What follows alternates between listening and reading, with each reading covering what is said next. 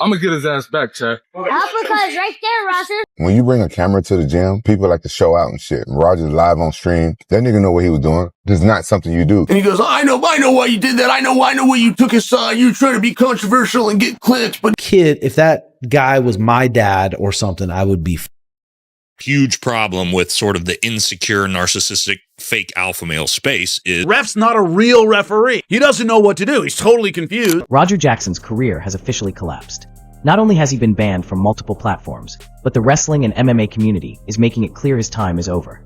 Even his father, the legendary Rampage Jackson, is caught in the backlash. And trust me, what's coming out now is even worse than anyone expected.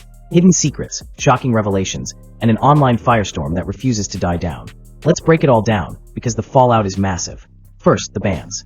Roger Jackson has been completely removed from Canax Pro Wrestling, Danger Pro Wrestling, and his streaming career is over too. Kick has permanently banned him from going live. But the punishment didn't stop there.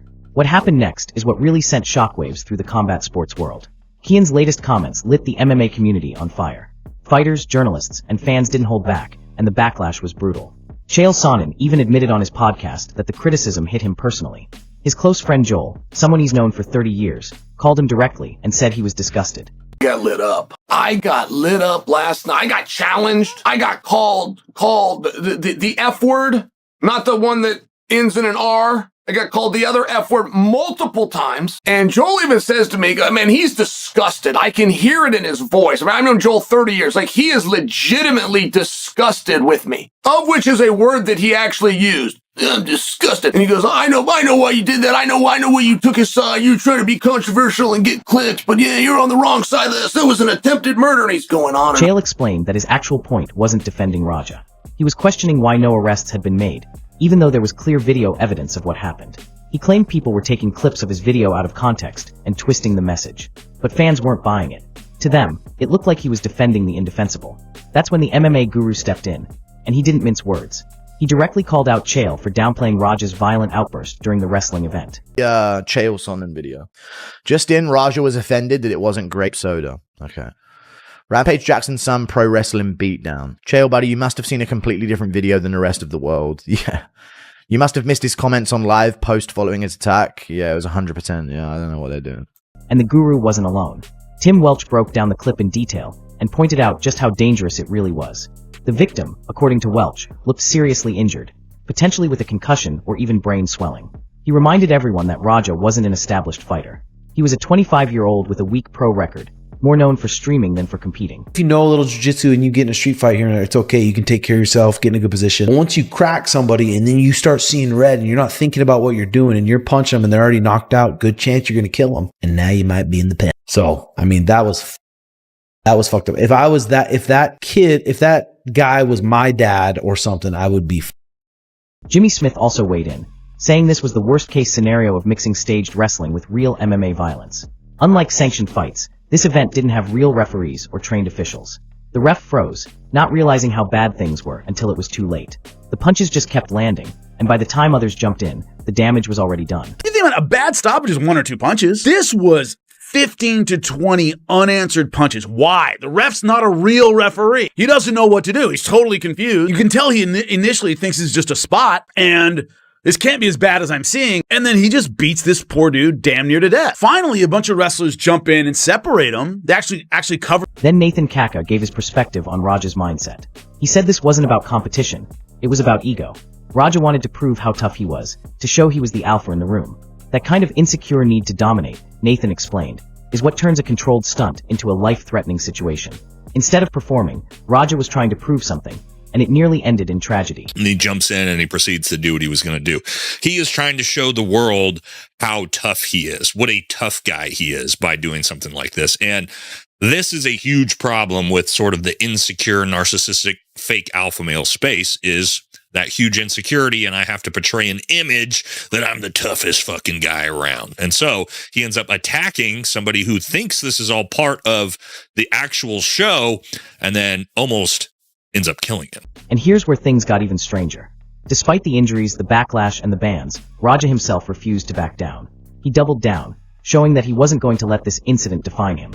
Fans were divided. Some admired his determination, but most saw it as denial. I'm gonna get his ass back, Chael. Uppercut's right there, Roger. Watch the metal.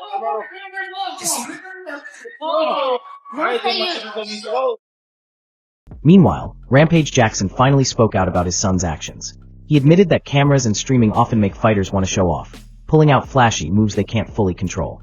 Rampage said that spinning kicks are especially dangerous, because unless you're highly skilled, you can't control the power. If Raja had been up against someone his own size, Rampage believes the outcome could have been far worse.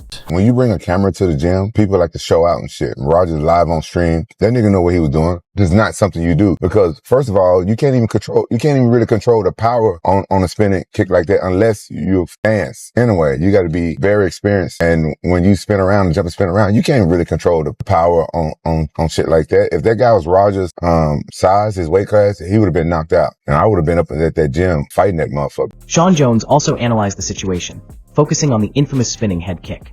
According to him, this was terrible sparring etiquette. In normal training, fighters pull their kicks to avoid serious injuries.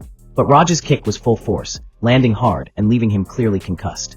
Jones emphasized that spinning head kicks are usually thrown just to show you could land them, not to actually connect. Was who threw that spinning head kick. Terrible sparring etiquette, mate. He pretty much threw it full force. If you're throwing a head kick of any type in sparring, you need to pull them kicks a little bit, especially if it's a spinning head kick. Most of the time, if I'm sparring, if I throw a spinning head kick, I will 99% of the time throw it without any intention of landing. I'll throw it just to show it. It's just to show, hey, look, I can do a spinning kick here. I could have got you. I didn't. But there we go. We keep on moving forward. This guy just threw a spinning tornado 540 kick with quite a bit of power, and you can see Raja stumble all over the place. So he was actually pretty concussed after this head kick. And here's a clip of him talking about that concussion. Raja ignored that rule, and the result spoke for itself. What this entire incident highlights is how quickly things can spiral out of control when you mix social media, combat sports, and ego. In the fight world, safety and control are everything. But when you throw in live streaming, clout chasing, and the pressure to prove yourself, bad decisions get made fast. And those bad decisions can end careers in an instant. For Raja, this wasn't just a mistake, it was a meltdown caught on camera. His overreaction didn't just hurt his opponent, it destroyed his reputation. For Chael Sonnen, his words may have been twisted, but in a climate this intense, even the appearance of defending Raja was enough to trigger outrage. The lesson here is clear. Whether you're in the cage, in the ring, or behind a microphone, think before you act. One wrong move, one reckless statement, and the internet won't hesitate to turn on you. So what do you think? Was Chael just asking the right questions, or was he really defending Raja? And as for Raja himself, does he deserve a shot at redemption, or is his career truly over? Let me know in the comments.